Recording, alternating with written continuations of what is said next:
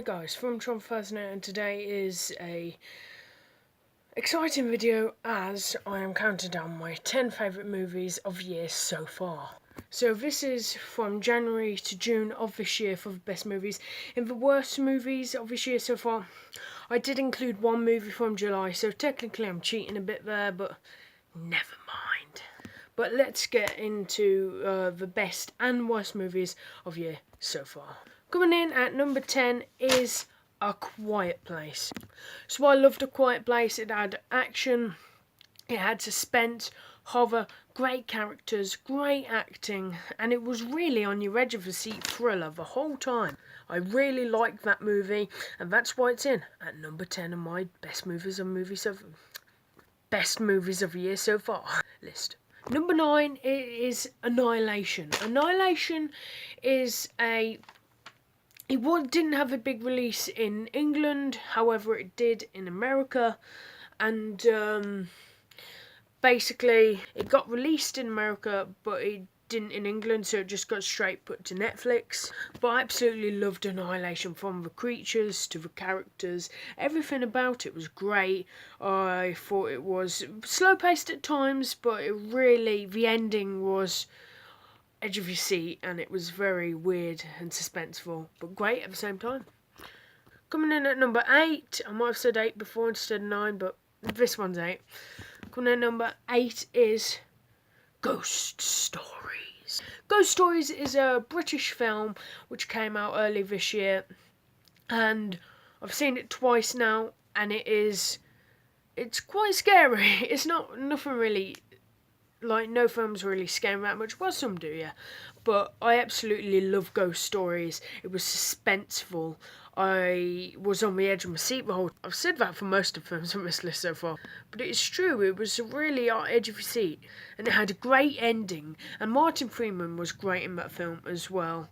And so were the other characters and actors. So, yeah, that's why it's at number 8.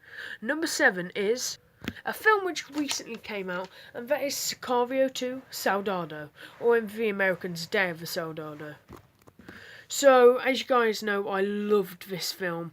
It was really much better than the first one. I didn't like the first one that much, I hated it really, but I thought the second one was much, much better in terms of the action, the action set pieces, and it was slow at parts, but needed to be to develop a bit more of a story, and that's why I thought it was much better. That's why it's at number 7. Number 6 is a comedy movie. This was hilarious, and that, of course, is Deadpool 2. So, yeah, it is lower on my list, but it might be higher when it's actually the end of the year, maybe not. Might not even be on my list if there's some great films. But Deadpool 2 was hilarious from start to finish.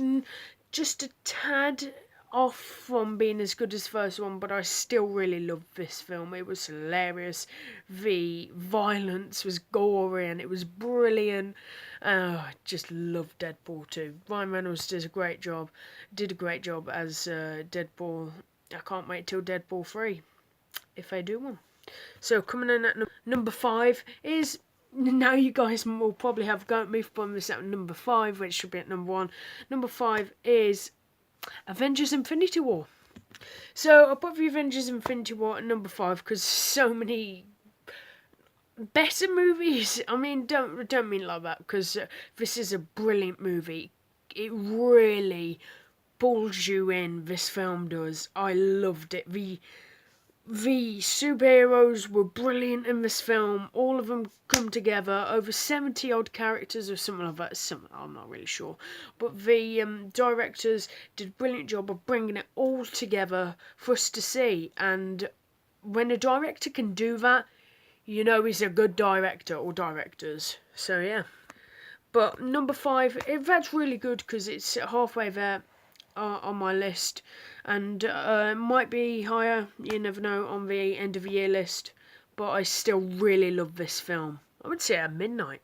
Brilliant film. Coming in at number 4 is a horror film which recently came out, and that is Hereditary. Hereditary is one of the creepiest films I have ever seen and one of the most jaw-dropping films I have ever seen. This is weird. And it completely just mind F's you. It just really does. To the point where you're thinking, what? So that's what was happening the whole time. Like, what? No, but I love that film so much. Coming in at number 3 is Unsane. So, Unsane, wow. This is a thriller of different sorts. It was filmed on an iPhone 7 Plus or something like that. No, it was filmed on an iPhone. I think it was iPhone 7 Plus. But I loved this film. I loved all films on this list. Claire Foy, was it Claire Foy? She did an absolutely brilliant performance as this character who may or may not actually be insane. And all the other characters were brilliant, and put it all together gives you a great film. And I absolutely loved it because of the characters, the suspense, and some of the violence, which was really shocking, and it was really great at the same time. And gory, but great. Number 2 is a drama-ish, not drama as such, but it's a brilliant film, and that is, it came out this year in our country, and that is I, Tonya. So this is about the ice skater, Tonya Harding, yeah, and this is based on a true story, and I really, really fell in love with this film, because from the get-go, it just pulls you in, telling you what's what, and it was just so fun to watch. And this is one of the best movies ever made, in my opinion, because when it needs to be a drama, it is a drama. When it needs to be a comedy, it is comedy. And sometimes when they clash that, when they put it together, it just clashes. But in this, it doesn't. It works perfectly. I have no flaws with the film. Same with number 1, and number 1 is, drumroll please, another film which came out last year for Oscar season, however it came out this year for our country, and that is 3 Billboards Outside Ebbing, Missouri. Wow, this film is great.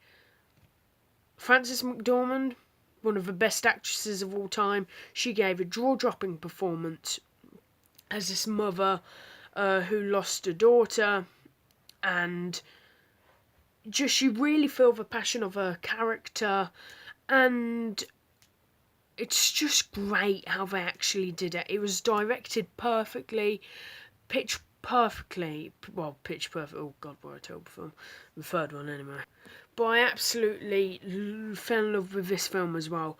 It is shot beautifully, the acting is brilliant, and it just gives you a story which some people I suppose could relate to, but I don't really. But I mean, a story which you can just get into, and wow, this film just leaves you just gobsmacked, and I loved it.